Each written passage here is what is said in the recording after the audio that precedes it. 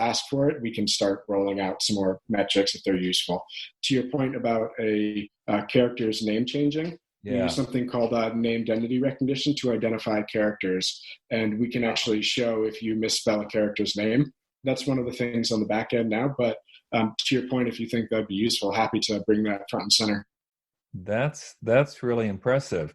I should say, before we did this interview, I used Fictional twice. I uploaded 2 manuscripts and was really impressed.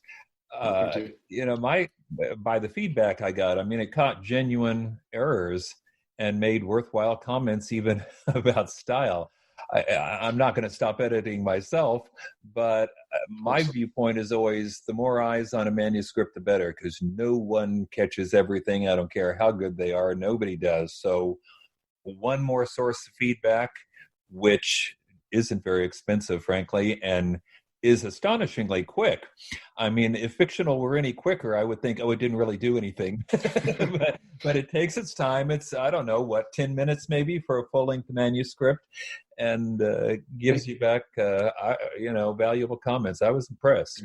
Thank you. Yeah, and to that point of timing, depending on the size of the manuscript, it can process within a minute, or for much longer novels, it can take up to about 2 hours.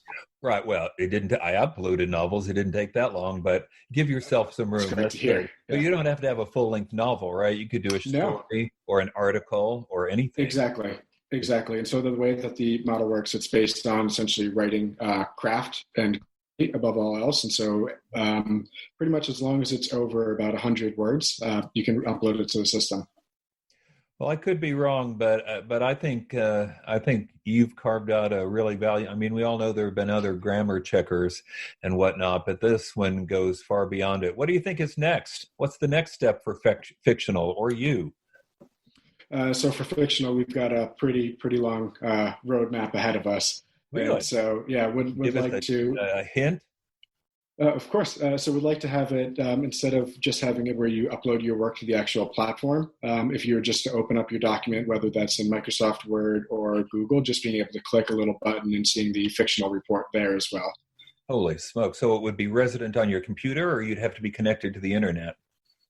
For Google Docs, it would be essentially connected to the internet, but for Microsoft add-in, that would be resident to your computer.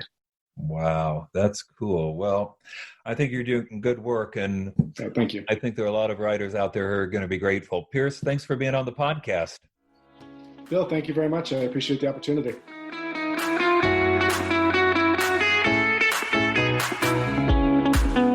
Thank you again, Pierce, for agreeing to be on the podcast.